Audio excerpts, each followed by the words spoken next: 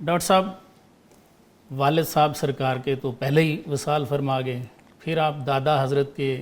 سرپرستی میں آ گئے، پھر دادا جو ہیں وہ ہارڈلی کوئی 8 سال سرکار کی عمر تھی تو وہ بھی پردہ فرما گئے، پھر آپ چچا کی سرپرستی میں آ گئے۔ بڑا مشہور واقعہ ہے جو سیرت شریف کی کتابوں میں لکھا ہے کہ چچا کی معیت میں آپ سفر شام پہ جا رہے تھے، راستے میں ایک جگہ قافلے نے پڑاؤ کیا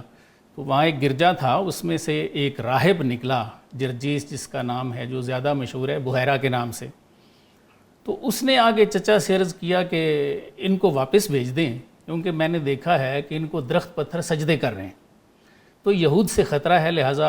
میں چاہتا ہوں کہ ان کو آپ واپس بھیج دیں۔ تو واپس بھیج دیا ہم نے۔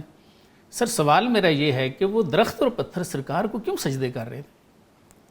جی، میں اس حوالے سے جو ایک اس سے پہلے آپ کا جو سوال تھا، جی سر، میں اسی کی طرف بھی ایک روشنی ڈالتا چلوں کہ لقد من اللہ علی المؤمنین اذ بعث فیہم رسولا، سر کہ اللہ تعالیٰ نے یہاں پر صرف مومنین کا ذکر کیوں کیا، جبکہ وما ارسلناک الا رحمۃ للعالمین، جبکہ آپ تو ساری کائنات کے لیے رحمت بن کے آئے، اور اس کائنات کے اندر مومن بھی تھے، کفار بھی تھے۔ ہاں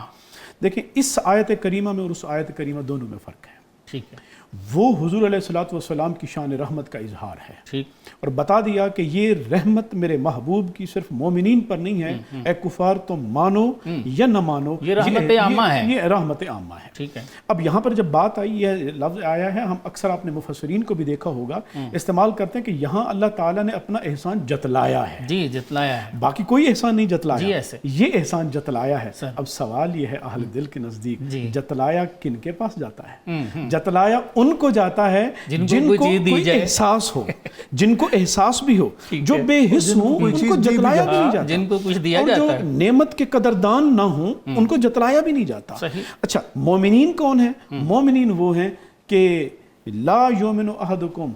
حتی اکون احب الیہ من ولدہ ووالدہ والناس، کہ بھی تم اس وقت کو مومن ہو ہی نہیں سکتے۔ یہ خطاب کیا ہی ان سے جا رہا ہے کہ جن کے نزدیک حضور علیہ الصلوۃ والسلام کا وجود مسعود ان کی اپنی جانوں سے، اپنی اولادوں سے اور اپنی مال سے بھی، ماں باپ سے بھی بڑھ کر ہے، تو پھر ان کے ساتھ اللہ تعالیٰ نے یہ ارشاد فرمایا کہ لقد من اللہ علی المؤمنین اذ بعث فیہم رسولا۔ اچھا، ایک یہ ہو گیا، اور جو